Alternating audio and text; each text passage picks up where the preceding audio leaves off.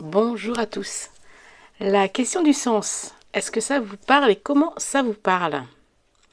Je suis Mariette Strub, je suis psychologue du travail, formatrice et coach auprès des organisations, des équipes, dans les domaines des compétences relationnelles et du management. Et puis j'interviens également auprès de particuliers en coaching, soutien psychologique et bilan de compétences. Alors pourquoi cette vidéo aujourd'hui? Parce qu'en fait elle m'a été inspirée par un échange que j'ai eu avec un groupe de futurs chefs d'établissement scolaire. Et cette formation avait pour thématique la connaissance de soi lorsqu'on est en responsabilité. Et donc, un des éléments qui est arrivé sur la table, c'était l'idée qu'un chef d'établissement est quelqu'un qui doit donner du sens. Et donc, ça m'a interpellée, je me dis, bah oui, ok, donner du sens, mais finalement, qu'est-ce qu'il y a derrière cette expression? Est-ce que il n'y a pas finalement plusieurs manières de l'entendre? Et donc, j'ai creusé ce point-là, et pour moi, il y a 4 manières possibles, en fait, de l'entendre. Alors la première, en fait, c'est que donner du sens, c'est au fond donner une direction, donner un cap. Et avant ça, ça suppose évidemment de déterminer ce cap, hein, c'est-à-dire d'être capable de l'imaginer, hein, avant de le formuler, mais déjà de l'imaginer. Et pour ça, en tout cas, ce qui me semble important, c'est que ce cap, cette direction, ne soit pas prescrit ou en tout cas apporté comme une forme d'obligation par une instance qui serait supérieure ou extérieure au système lui-même, mais au contraire, je pense que cette direction, elle doit émaner du système lui-même.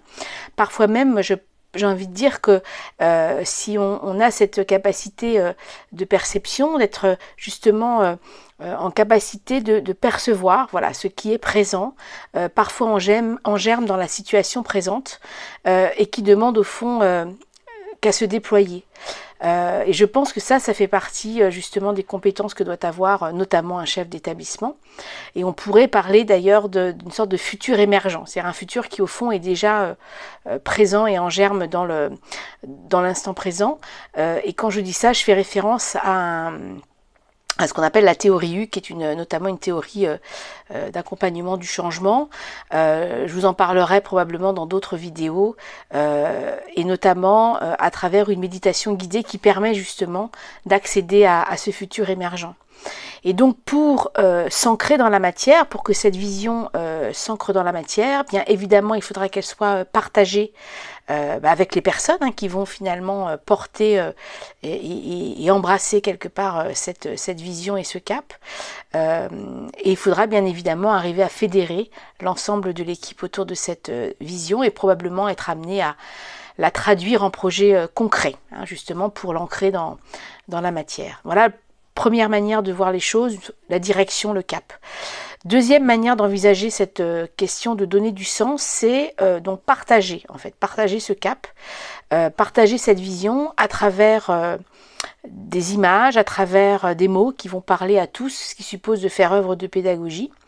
Et ici, le mot sens pourrait peut-être se traduire par signification. Qu'est-ce que ça veut dire en fait, ce cap ou cette vision? Et peut-être d'ailleurs les personnes qui interpellent le responsable en disant ça, mais au fond, qu'est-ce que ça signifie tout ça? Peut-être que ce qu'ils veulent dire, c'est mais comment ça va se dérouler très concrètement? En fait, quelles seront les différentes étapes?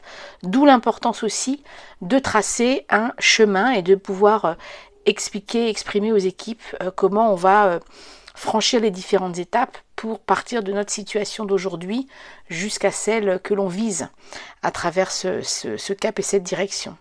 Donc troisième manière de voir les choses, le sens en tant que signification. Troisième manière de voir les choses, c'est de se dire que quand on partage, bien sûr que c'est important de partager et de faire connaître en fait notre vision à l'équipe, c'est aussi de fédérer l'équipe en fait. Donc c'est de faire en sorte de créer une émulation, de s'asseoir, de s'appuyer sur cette cohésion d'équipe pour que justement l'équipe dans sa totalité puisse souscrire à cette vision. Et parfois, tracer le chemin, je dirais petit pas par petit pas, ne suffit pas. Parfois, pour certaines personnes, il va s'agir aussi de dénoncer la finalité, en fait. Au nom de quoi cette vision est là et au nom de quoi on va se mettre en marche. Et ça renvoie évidemment à des valeurs qui sont celles évidemment portées par le responsable de l'équipe, mais valeurs qu'il va être importante aussi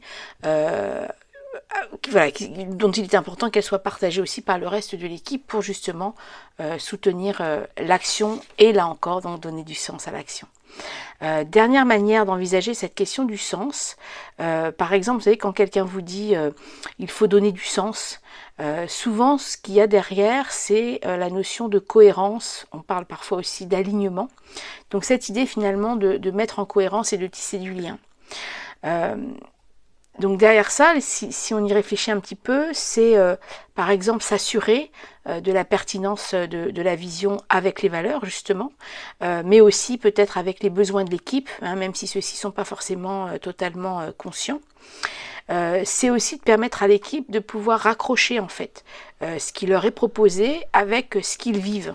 Hein, quelque part, c'est faire un peu le pont entre ce futur désiré, ce présent aujourd'hui que l'on vit, mais aussi d'où on vient et le passé en fait de l'équipe. C'est un petit peu comme si l'équipe était une sorte d'une analogie que je prends, une sorte de carré d'étoffe, et l'idée serait que justement on puisse poursuivre ce tissage pour en faire quelque chose de plus grand encore. Et je pense qu'on ne peut pas se déployer et construire sur rien. Je pense qu'on part toujours de quelque chose, d'une base, d'un existant. Et en fait, on bâtit à partir de ça. Donc, vous voyez, l'idée là, c'est d'être plutôt sur une réflexion autour justement de la cohérence, l'alignement et l'idée de tisser des liens entre le présent, le passé bien sûr, mais aussi le futur. Donc, en tout cas, si vous êtes manager, peut-être chef d'établissement scolaire ou d'établissement de soins, de structure de soins, si vous avez peut-être aussi finalement la responsabilité d'un collectif en tant que chef de projet ou en tant qu'enseignant, je pense qu'il est de votre responsabilité de donner du sens à vos actions en vous appuyant justement sur ces 4 éléments que je viens de partager avec vous. Je pense aussi que cette démarche peut être intéressante également à titre individuel en fait, lorsque l'on s'interroge sur le sens de la vie, de sa vie, le sens aussi des actions que l'on pose ou que l'on veut poser. Et c'est la raison pour laquelle je ne peux que vous engager à aller dans cette démarche, dans cette réflexion. Et si toutefois vous pensez avoir besoin d'aide, d'un accompagnement extérieur pour vous aider à cela, eh bien vous pouvez sans hésitation me contacter. Je serai ravie de pouvoir échanger avec vous et pouvoir justement peut-être mettre un petit peu de discernement là-dedans et vous aider justement, soit à titre individuel ou dans le cadre d'un collectif, vous aider à vous engager et à donner du sens. Merci en tout cas pour votre écoute. Si cette vidéo vous a plu, vous a intéressé, n'hésitez pas à partager avec l'ensemble de vos réseaux, de manière à ce que elle puisse toucher le plus de personnes possible. Et puis, si vous n'êtes pas encore abonné à ma chaîne, n'hésitez pas à le faire en cliquant sur la petite cloche. Je vous souhaite à tous une excellente journée. Au revoir.